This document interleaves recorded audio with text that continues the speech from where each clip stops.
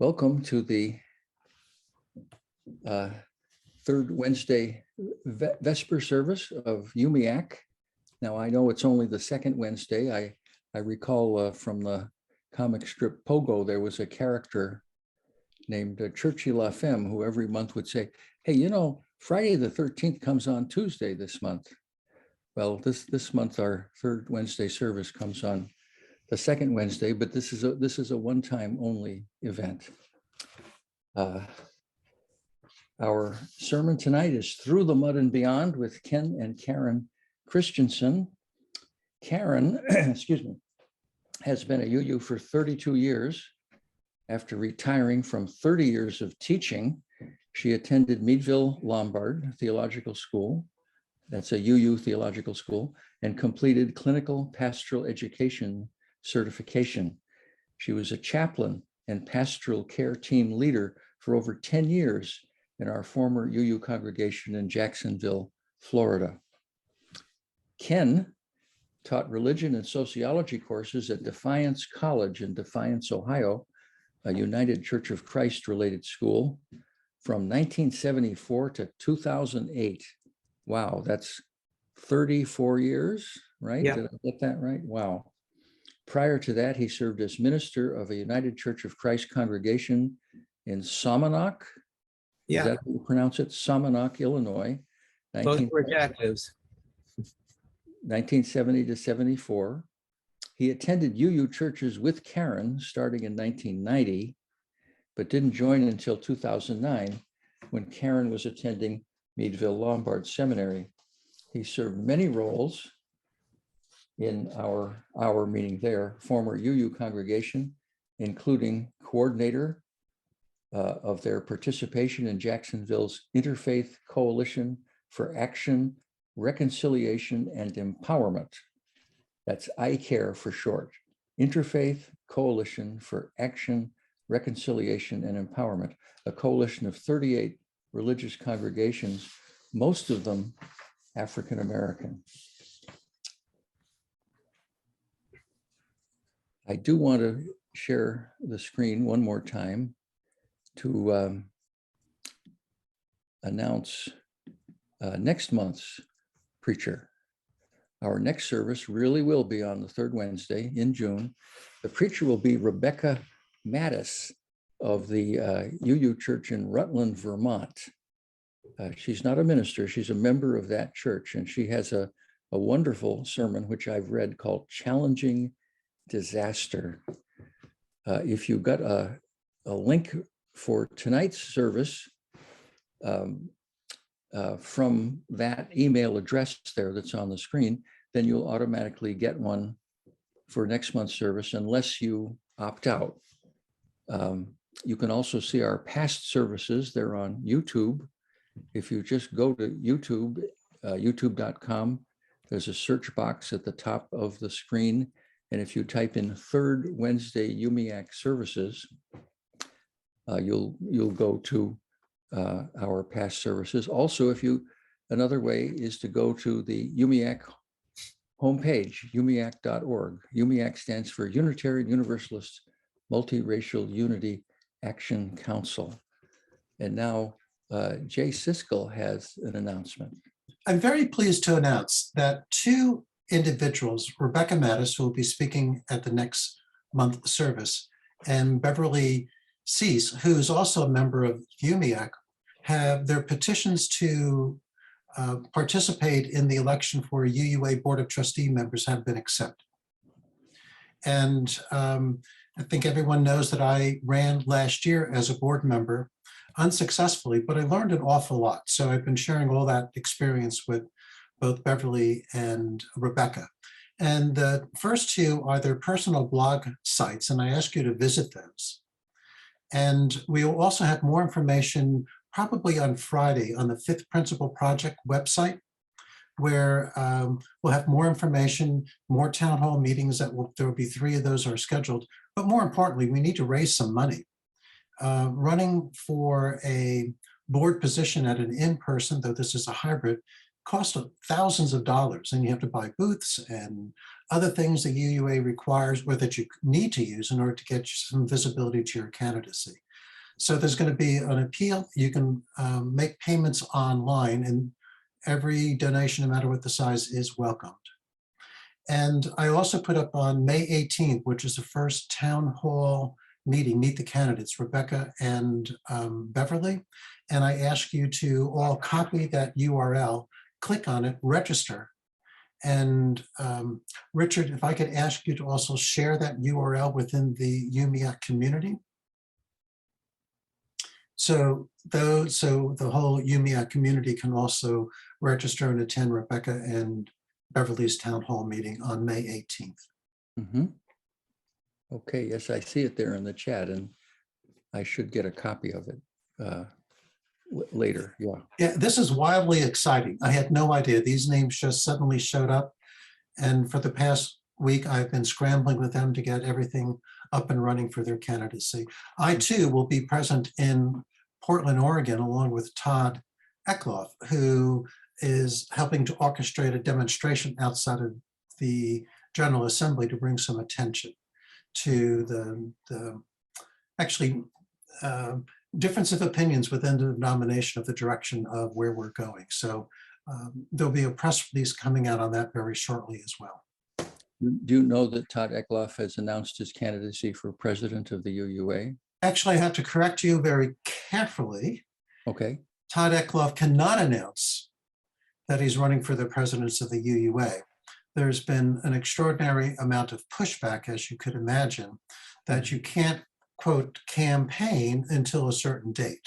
That is until after the actual nominated committee has identified two people. What Todd is attempting to do, I think it's under the general heading of Draft Todd Eckloff, is we have to capture the consent of 50 congregations, not people, 50 congregations, to put his name under consideration for the ballot. That, by the way, changed from in 2019 from 25 to 50. So this is unfortunately a fairly intense battle to get more choice on the ballot within our association. So he's not running for president. He's only seeking petition acceptance to put his name on the ballot. Okay. Okay. Thank you. And Thank you. I'm not even a lawyer. Yeah. No. Thank you for that correction. Thank you. Thank you. It is the mission of the Unitarian Universalist Multiracial Unity Action Council to carry out and foster anti-racist and multiracial unity activities, both within and outside the Unitarian Universalist Association, through education, bearing witness, and other actions, and expansion of our membership, both within and outside the walls of our congregations. We also seek to defend our UU principles against those who seek to undermine them. We envision our congregations, denomination, and society as not being colorblind, but color appreciative, as judging and treating members of the world's rank and file by the content of their character, not the color of their skin or their cultural heritage, and as treasuring diversity in the context of the beloved community. We call this vision multiracial Unitarian Universalism. This is the mountaintop. This is our goal. This is the prize on which we try to keep our eyes, the unity of light and dark-skinned people of the world. We don't literally have an offering at these services, but we do want to say a little bit about perhaps your joining our organization. Go to our website, umiac.org. Take a look at what's there. There's lots of interesting things to read. There's links to videos. If you think we're an organization worth supporting, we invite you to become a member. We have use for your $30 membership.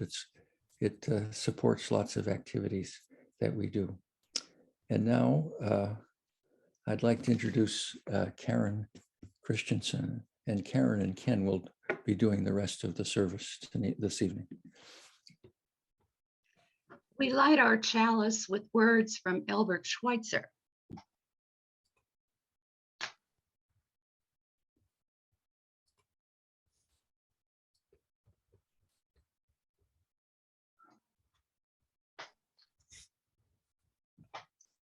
At times, our own light goes out and is rekindled by a spark from another person. Each of us has cause to think with deep gratitude of those who have lighted the flame within us. Our service this evening will include a guided meditation, as well as words about our personal transitions, reasons Karen and I separated from our UU congregation, and where we find hope now. It will also include an opportunity for everyone to give input in Zoom breakout rooms, which I think is the first time we're using them in this service format. All the music this evening is from the January 16th, 2022 worship service at the Unitarian Universalist Church of Spokane, Washington. Our thanks to Reverend Eckloff for allowing us to use it. We are not repeating all of the events that led up to our resignation from our UU congregation this evening. That story can be found in the early spring 2022 edition of the UMIAC Arrow newsletter. I put the link for that publication in the chat box. It's the first thing that's in the chat box. Opening words come from Barbara Wells. O spinner, weaver of our lives, your loom is love. May we who are gathered here be empowered by that love to weave new patterns of truth and justice into a web of life that is strong, beautiful, and everlasting. Our first hymn this evening is Come, Come, Whoever You Are. The words will be on the screen. Please mute your microphone if you haven't done that already and sing along. Come, come, whoever you are, wonder, worshiper, lover of living. Ours is no caravan of despair. Come, yet again, come.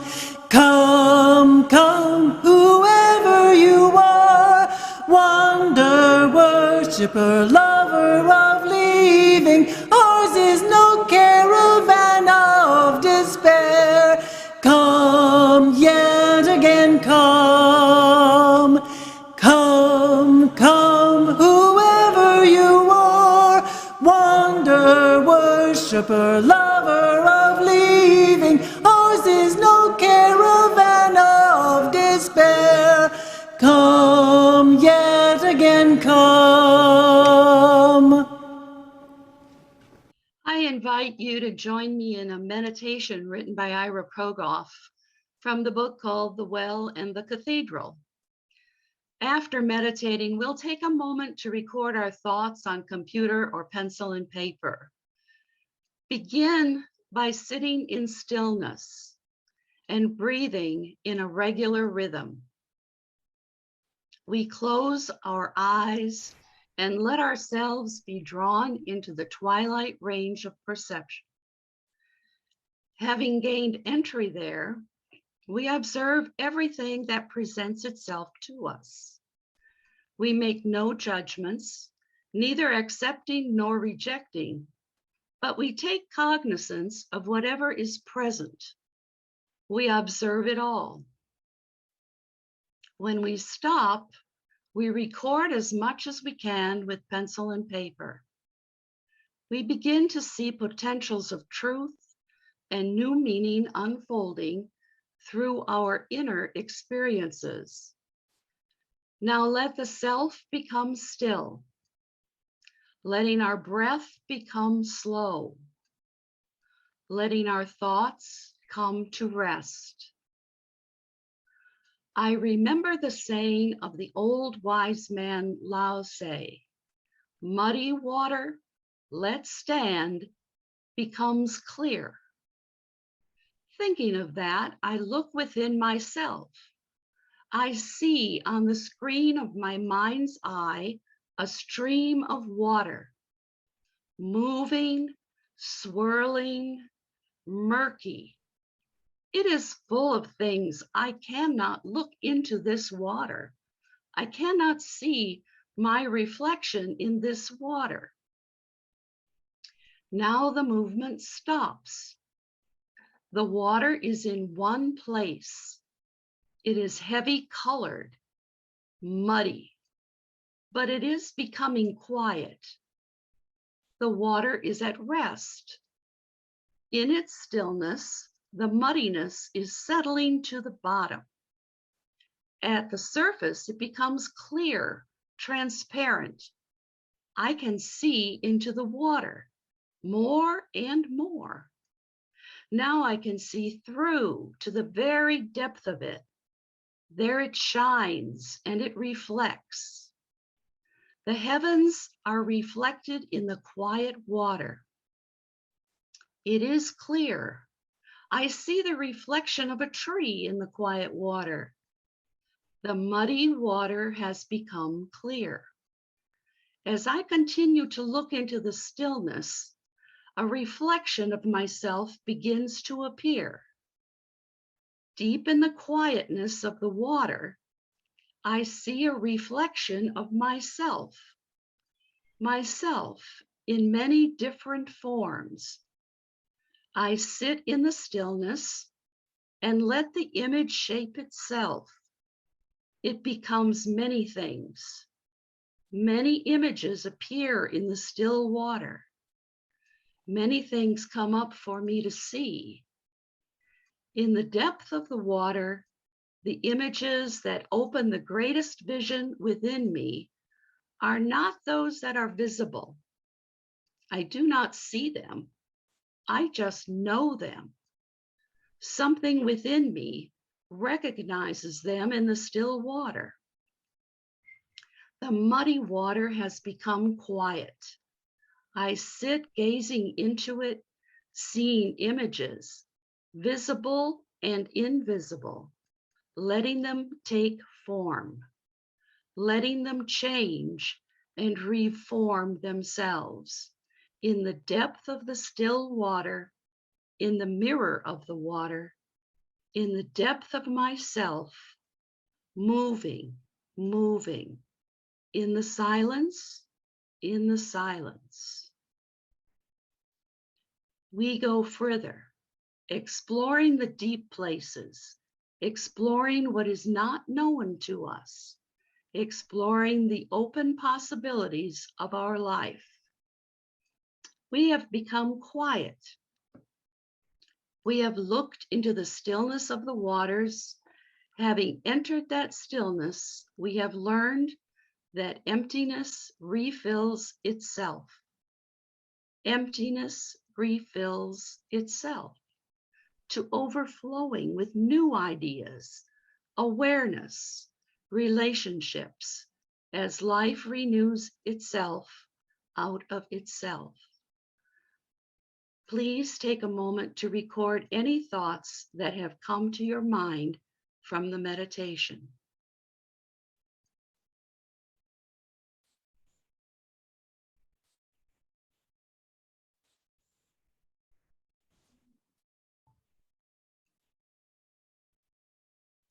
Can we clear the muddy waters?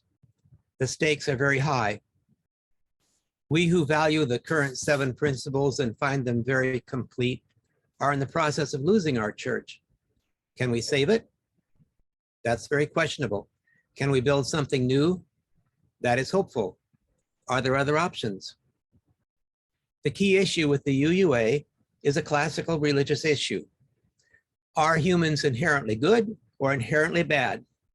In the Orthodox Lutheran Church, where my dad was a pastor and where I grew up, we were all lost and condemned creatures.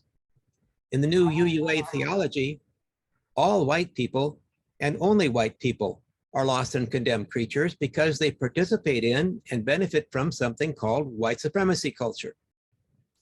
The term white supremacy culture itself conjures up much misunderstanding given the roles of wealth and class in our society and internationally. In another era, Erasmus and Luther debated free will versus bondage of the will. The UUA has definitely opted for bondage of the will for white people. Early in my relationship with our former minister, I asked her the question, how does the UUA anti-racism program build a positive white identity? She could not give me an answer. I thought I could help our congregation get past the white guilt-focused anti-racism of the new UUA. Thanks to our congregation's participation in a very integrated church-based community organization called iCare, we were already involved in a traditional form of anti-racism where both Black and white members of iCare congregations work together and are appreciated for having positive identities. Community problems to address are identified in house meetings in every iCare congregation in August and September. Specific issues to research are selected at a community problems assembly in November. Research committees interview people locally and nationally to identify workable solutions. Public officials are pressured to adopt those solutions at a large gathering in March or April called the Nehemiah Assembly. All of this happens because Black and white are working together.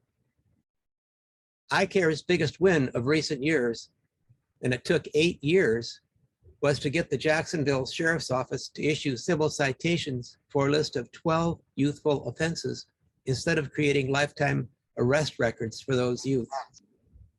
Additionally, in collaboration with 11 other church-based community organizations affiliated with the National DART organization in Florida, we convinced the Florida State Legislature to codify those changes into law.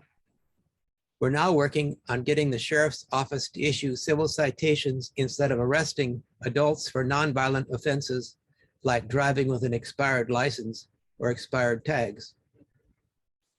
To make a long story short, I thought that because we had a strong integrated effort in place, the segregated program of the UUA would not take hold in my congregation. The integrated efforts of iCare addressed policies and laws that discriminated against Black people and successfully changed many of those policies and laws. Meanwhile, the segregated efforts of the UUA kept white people and Black people at a distance from each other. I clearly underestimated the power of 3 religious professionals in our congregation: our minister, an affiliated community minister, both UUMA members, and our director of religious education, who was working for credentials with the Liberal Religious Educators Association. I clearly underestimated their power to convince the majority of our congregation that white supremacy culture, white guilt, and monitoring of white people's behavior by Black, Indigenous, and people of color were the preferred prescriptions. Separation can destroy community at important times. I attended the 2020 General Assembly as a delegate from my congregation. During one of the business meetings, UUA moderator Alandria Williams reported a sad occurrence where a young Black woman was driving in her car and someone threw lighter fluid at her through a window and then a match, burning her badly. Next, she said that 2 virtual rooms were set aside for grieving, one for Black people and the other for white people. We couldn't grieve together. Some of you may remember that moment. I will never forget it, nor will I forget the pain I felt that we couldn't grieve together. When our minister decided that my husband could only speak to 3 different people in the church about his concerns with the 8th principle and the widening of the circle of concern, I knew something was wrong. It was clear that someone was trying to be a dictator. She actually shared her dictates regarding my husband to about 25 people on the council and board of our congregation. Another snafu was related to a fairly new African-American member of the congregation. She had 2 conversations with my husband to convince him to vote in favor of the 8th principle. When he shared his very own different perspectives, she became extremely upset. Later, when Ken expressed some of his misgivings publicly, the Reverend proclaimed that the African-American member mentioned above had been harmed. Where have we heard that before? An assertion of harm seems to trump all other considerations in the UUA. Normally, someone told that they are harming someone has a right and obligation to ask, exactly how did this harm take place? What exactly has been harmed? In the UUA, however, an assertion of harm is absolute and unappealable. No proof or further discussion required or accepted. The older we get, the less time we have to play in the mud. We're now going to sing the hymn, When Our Heart is in a Holy Place. The words will be on the screen. Please mute your microphone and sing along.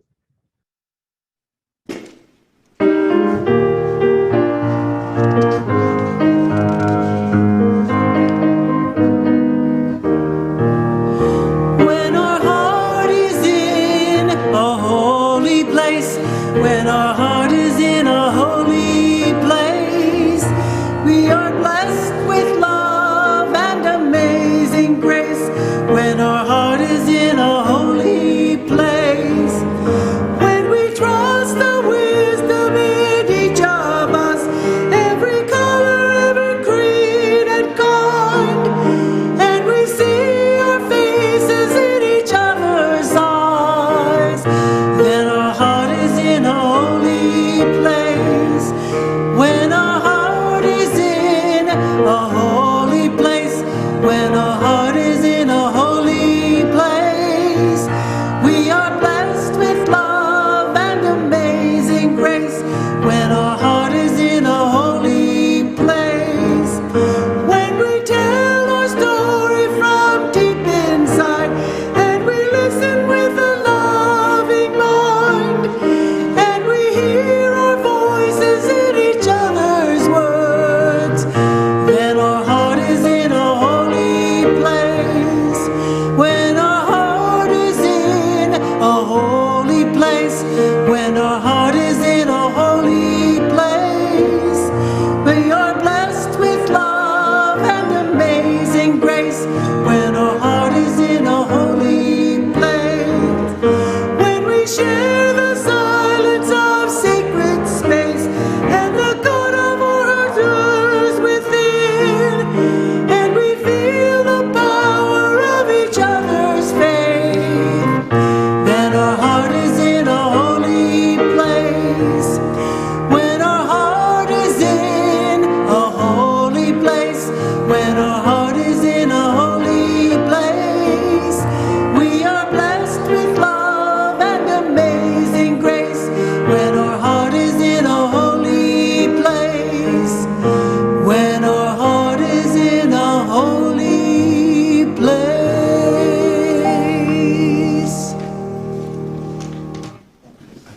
We're going to break into small groups. This is the first time we're trying Zoom breakout rooms in a Wednesday Vesper service. Hopefully it'll work smoothly. We are going to work with we have 26 people, so we're going to work with 6 discussion groups, and which means there'll be 4 or 5 people in each breakout room. Room assignments are more or less random, except that a designated discussion leader will hopefully land in each breakout room. Now I said I'm going to put the chat questions on the screen now. Each person may take up to 2 minutes to respond to any or all of these questions.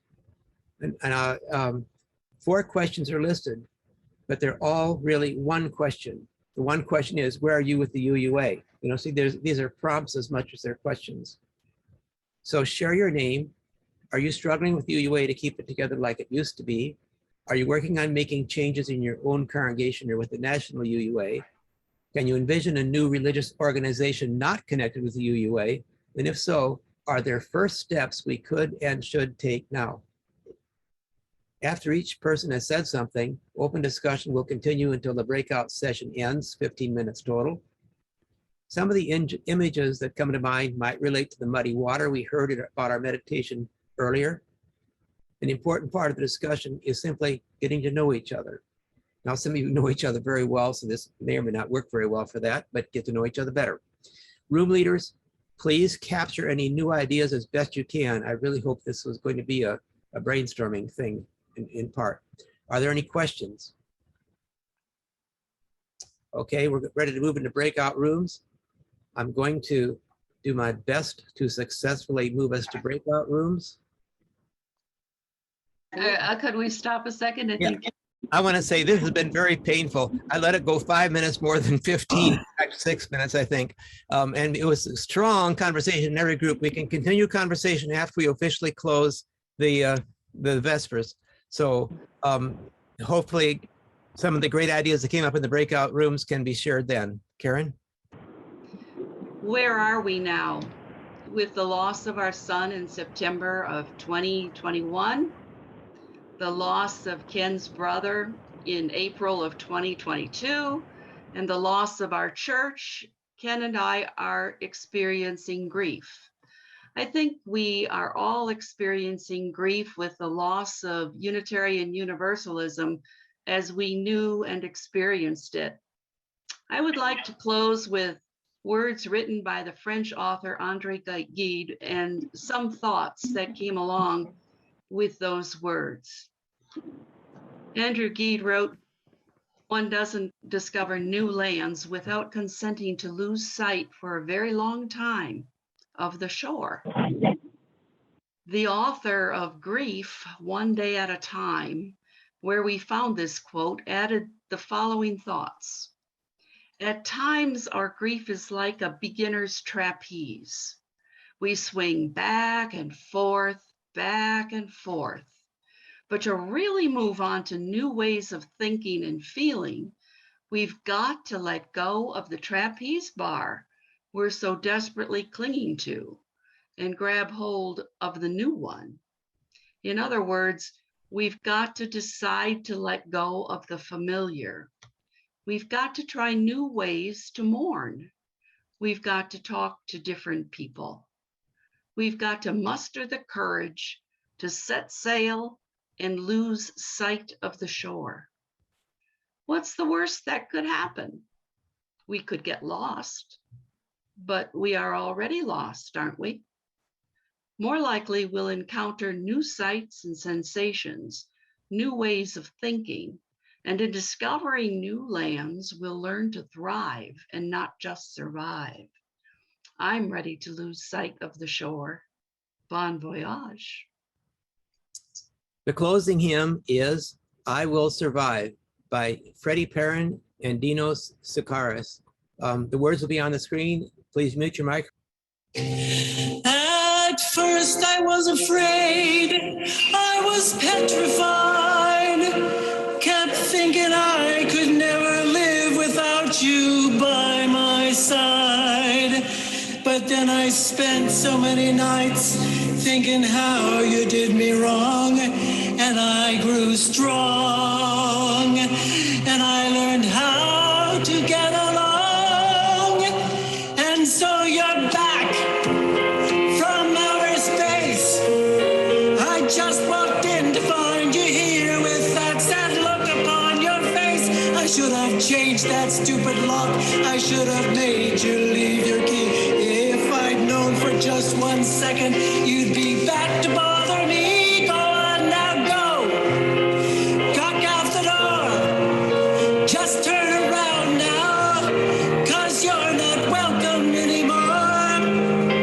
Weren't you the one you tried to hurt me? Say goodbye. Did you think I'd crumble? Did you think I'd lay down and die? Oh no, not I will survive. Oh, as long as I know how to love, I know I'll stay alive. I've got all my life to live. I've got all my love to give, and I'll survive. I will survive. Hey, took all the strength I had not to fall apart. Kept trying hard to mend the pieces of my broken heart. And I spent oh so many nights just feeling sorry for myself. I used to cry, but now I hold my head up high and you see me. Somebody new. I'm not that chained up little person still in love with you. And so you feel like dropping in and you expect me to be free. But now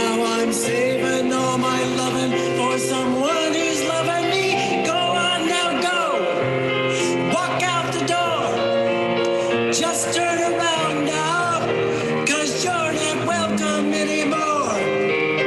Weren't you the one who tried to break me with goodbye? Do you think I'd crumble? Do you think I'd lay down and die? Oh no, not I will survive.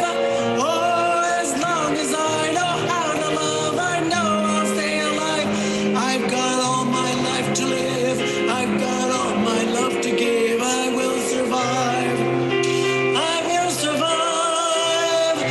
I'll survive.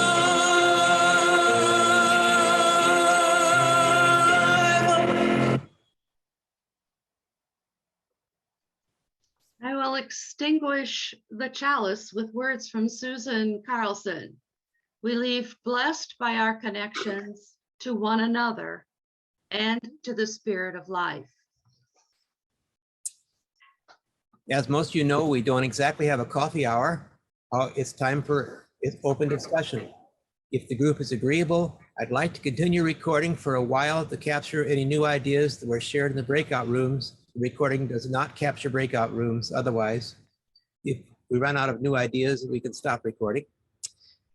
When you want to comment, please use the raise hand button that's available when you click on the reactions button at the bottom of your Zoom screen. There's a raise hand button, and once you put the raise hand button up, a button comes up where you can lower your hand again.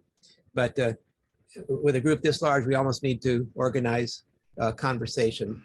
So doing the raise hand button, I'll do it here, see what it looks like. Raise hand. That's me with my hand raised right now. And Jay Kiskel's the first in line, then Finley. Already we got people with hands raised. It puts you in order that should pick up your hand. And I loved what I heard in the breakout rooms. It was painful to turn them off. And I'll turn to Jay. Go ahead and.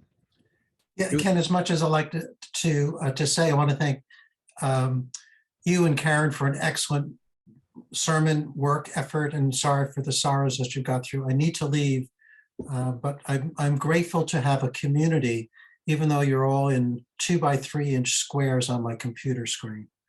But thank you for allowing me into this community. I really appreciate this community too. I want to say that. Finley. Yes, very lively group. We had similar visions of breakups, heartbreak, some confusion. Some people are thinking about going back to our liberal Christian roots.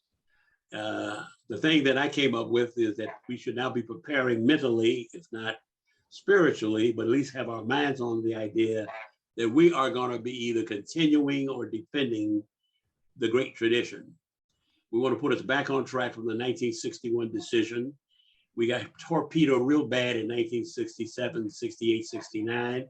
In fact, the whole racial integration movement got smashed by the Black Power forces and their descendants that have now taken over temporarily. But whether they take it over or not is no longer a question. We will continue. And while UMIAC cannot be a new UUA Association of Congregations, we'll certainly help take part in that struggle. And one of the things that I pointed out that has to be done, we must now contemplate developing our own seminaries around the concept of lay ministry. We got all these skilled people in our organization, and beyond, people who can teach classes online.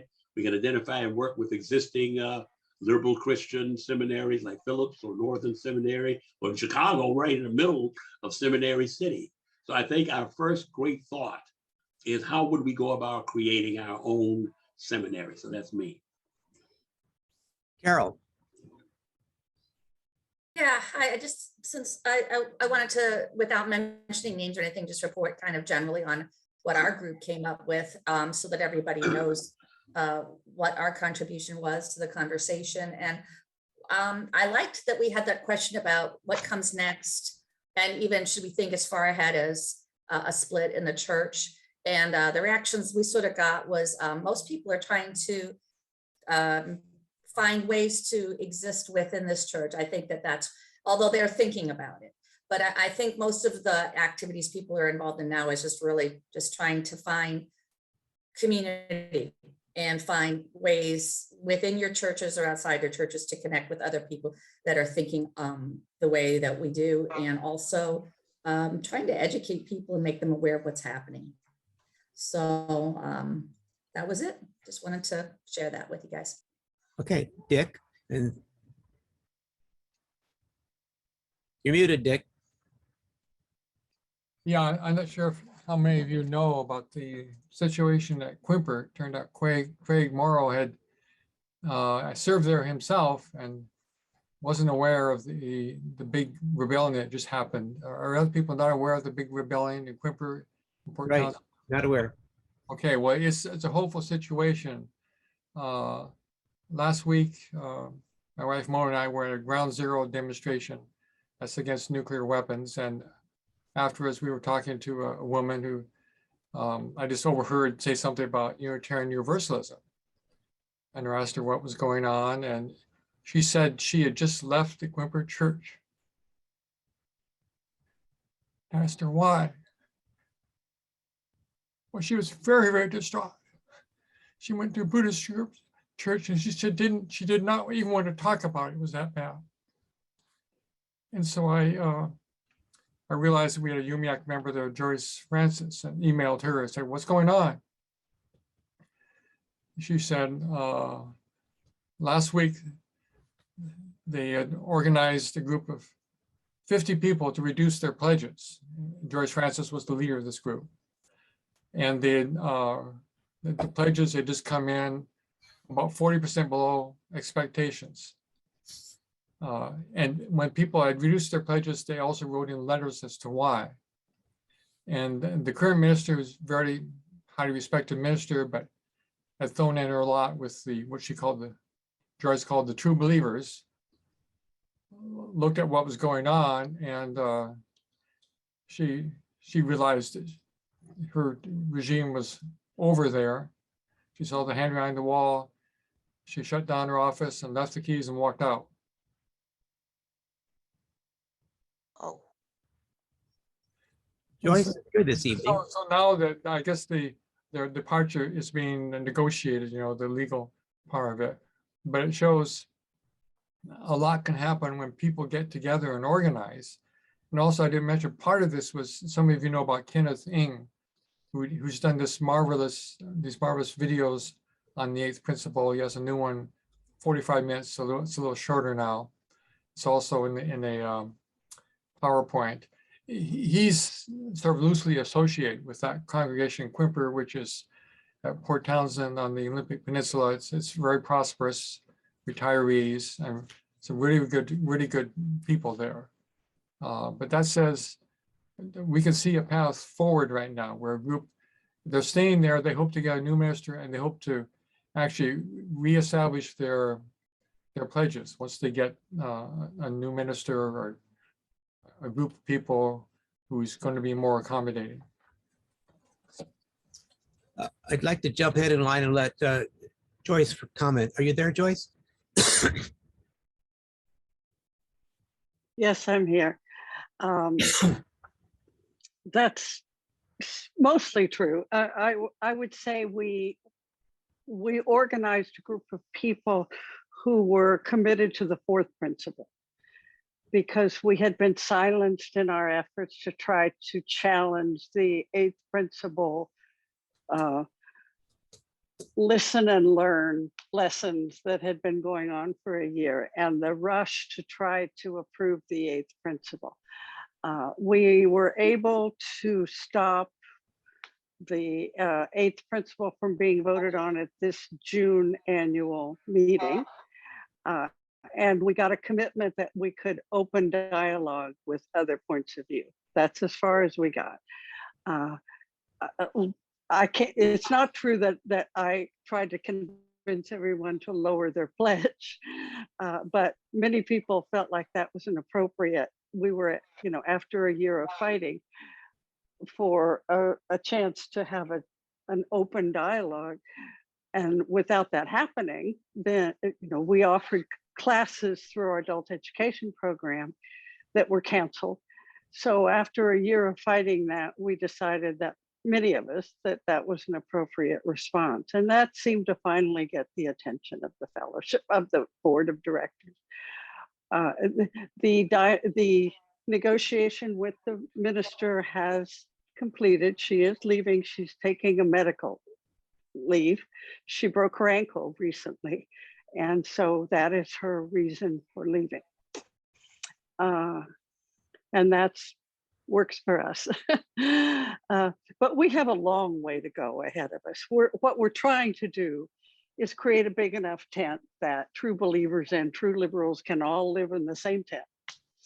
I happen to live with a man who's a supporter of the eighth principle. I am not, and we managed to live together very happily and sleep together in the same bed. So why can't our fellowship do the same thing?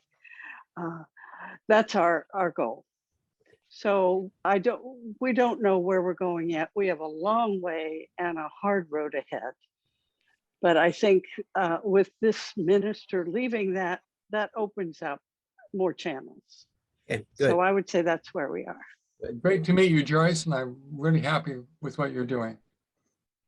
William, Well, we're trying. William Zimmer, you're muted. Yes, it's Suzanne Zimmer. It's my What's that? husband's computer. I don't know how to get his name off. I guess I am still very unsure of why you're against the eighth principle, because we at Fort Myers, Florida, we just voted for it and everybody's on board. And our social action committee is doing more locally. We have a lay minister who's a Black woman, and everything seems to be going forward for participation. And we hope to move forward with the eighth principle. So I'm still wondering what is wrong with the wording of the eighth principle. Perhaps someone could post a link to Kenning's discussion of that, because it's much more than we could accomplish right here tonight. But Yeah. if somebody posts that in the chat room, I'd appreciate it. I don't know where it is real quickly, but if somebody else does, that'd be great. Thank you. Thank you for the. Or put your email, I could send that to you in the Yeah. chat. So if you want to put your email in the chat room, Dick will send you that thing. Yeah, I will. I don't really know how to do that so well. Just press everyone, Well, type the message. Okay, That's right, type message. Right. all right, thank you. okay. Craig? I put a link to the video by Ken Ing in the chat. It's in the chat right now. Thanks, Jack. I just, in my role as the breakout room sort of, coordinator, I just wanted to report some of the, really concrete ideas and action ideas. One of our members said that, she's trying to educate people about the danger we face from the eighth principle, and that it's not a way to grow. It does not create an attractive environment, an inviting environment. Then another member mentioned that raising questions at a meeting in that discussion, a discussion of the eighth principle, slowed the conversation down. It had been rushing, but by actually raising questions, people responded and said, "Okay, yeah, so let's talk." And that's a good thing to remember. Remember that everybody's still really decent, good people. And when they hear you raise a question, they'll want to talk, right? Let's see. Another participant mentioned attending the UUA board meetings, and I've asked that person to please send out a link and a reminder when it's possible to attend a UUA board meeting. They have these open sessions, and if more and more people who are concerned about the direction attend, it becomes harder and harder to ignore us. So that was a great suggestion. This person also mentioned that some of the high ups have doubts, but seem to be doubts about the direction that things are going, but seem to be a little frightened or intimidated. So we can encourage them to speak up and let them understand they won't necessarily be canceled or shut up if they voice within the board or within the leadership. And then I just want to mention again the power of bucks, this defunding, 40% drop for the Quimper budget It reminds us of a powerful technique that I think, at some point we may need to say, part of our slogan might need to be defund the UUA. I mean, you can't have our money. You can't have our money when you're not letting us talk. If you're not letting everybody talk, I can't give you any more money. So that's it. That's it from me. As someone mentioned, I am a past minister of Quimper. I'd be very happy to go back up and talk there. So just let me know. Dick? Also, I have to go. I have to go soon in just a minute. Yeah, we need to close down in about 5 or 10 minutes too. Dick? Okay, Dick's hand is still up. Maybe he didn't mean to have it up. Anybody else? Well, my name is Ken Ng. I created this critique of the proposed eighth principle of Unitarian Universalism because I have not heard it being interpreted the way I interpret it. I wanted to present this different perspective to help make sure all members of UU have heard multiple sides of the issue before making a decision about whether to vote to adopt the proposed eighth principle or not. May I ask? One thing to note, this presentation was designed to be made into a Suzanne, everybody's hearing that. I think still on. Okay. Any more questions or any more comments? Because we are at almost 9:30. We could close down. Beverly, welcome. I can't get my hand up, but I'd want to put it up. Okay, Kate, go ahead. I just had a thought as a result of what you have been saying.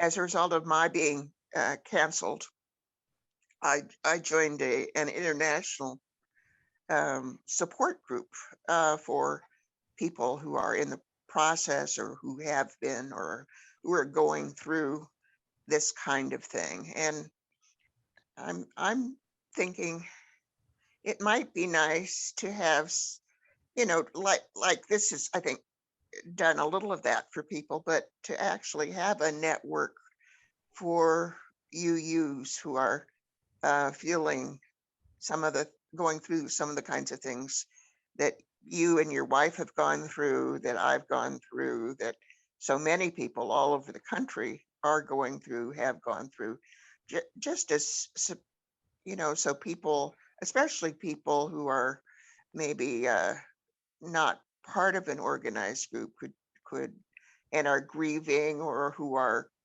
trying to figure it all out would have a place to come. I've found it very helpful to have a regular place that I could come and I could talk with other people who, in this case, from Britain and Florida and all over the world who are going through this kind of loss and difficulty. This is not just within the UU, but I was thinking to have something like that just for UUs, kind of a group for the folks who are being marginalized in their churches. The link in the chat box, Kate. What? For that group? Well, no, I'm thinking that the idea about organizing it. If there were some people who would be willing to facilitate those kinds of groups that we could advertise to UUs who might feel in the need of that. I would want to answer at two levels. At one level, UMIAC has been that kind of group. I think the people in UMIAC have felt out of the on the edge of that, canceled in many ways. On the other hand, another group that would maybe go a little deeper into the grief side of it, email me. I just put my email stuff in the, if several people email me, I'll create a list. I put my email in the chat room just now. Yeah, I'm just thinking, regular small group, kind of like we had in the breakout rooms, a little larger, but that would be kind of drop in once a week where people could go to talk about these kinds of things. Several different times people could fit into. That's a good idea. Anyway, if anybody's interested in working with me on that, if you contact me, that would be great. That sounds like what Michael Johnson suggested. Yeah, he's a psychologist too, and I know Well, Michael. Right, right. Yeah. maybe that's the kind of thing that could, Richard, you're chair of UMIAC, maybe that could go out as a gathering point, who wants to participate in this kind of thing and move on a regular basis at a little deeper level. Maybe a resources webpage, because I think that people, when they're first going through this, I mean, there's so many ideas just between everybody in their churches about what's been happening. If we could find a way to collect it in one place so that people can have ideas and resources and groups and know what to plug into, I think that would help things go a little faster for people. Yeah, for that, we need a person who knows how to put web pages together. I have a lot of skills, but I've had difficulty with getting web pages together. Actually, my son is studying that. I don't know if he would volunteer. Be good. Be good. But he needs experience for a resume. Yeah, sure. Well, okay, Beverly. So some of you may have heard that I got over 100 signatures from all you folks and lots more to get onto the ballot for a position on the Board of Trustees of the UUA. And so I'm of the belief that our religion has been kidnapped from us, has been taken out from under us, and the rug pulled out from under us. But the folks who are taking over are not interested in the religion that we all were attracted to and feel that is such a help to us and to society. And so my position is that we need to get some other voices on the Board of Trustees. We need to get some more representation from other parts of the country other than just the East Coast. And I'm from the middle of the country, Indiana. And we need to be understanding, yet let the folks who are trying to change the basic theology of our I'm going to say denomination, our Unitarian Universalism, we need to invite them to form their own branch, and we can support them in forming that own branch, but leave our religion alone. Let us continue with a religion that has led the way as far as progressive thought and working for equal rights and all kinds of things. So, yeah, I'm, albeit GA. Yeah, also Jay Kiskel gave us the information about the May 18th town hall. I think you'll be there, and Marcia.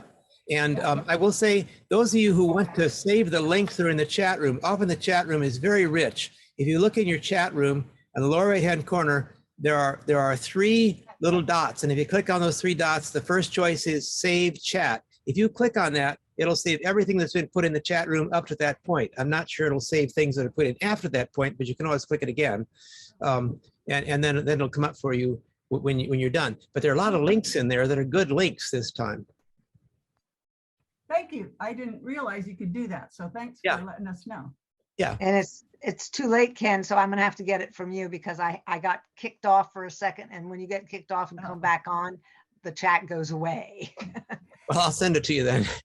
So what I would like to ask everyone is to talk to their delegates that are going to GA, either virtually or in person, and talk to them about the possibility of voting for Rebecca Mattis and me, Beverly Cease, instead of just the 4 people that the board put out as a slate. So they chose who they wanted to join their board without any kind of election. Yep. Okay. We're very close to the time we need to close. Are there any last comments that people would like to make, and to keep them short if possible? Okay, I want to say this has been a blessing. I feel good about it. I've learned a lot about how to do things in terms of Murphy's Law with this meeting, but that we can clean it up in the edited version. So thank you very much for being here. Thank you, Ken, and you. Karen.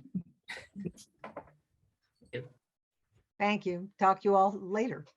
Okay, Bye. bye.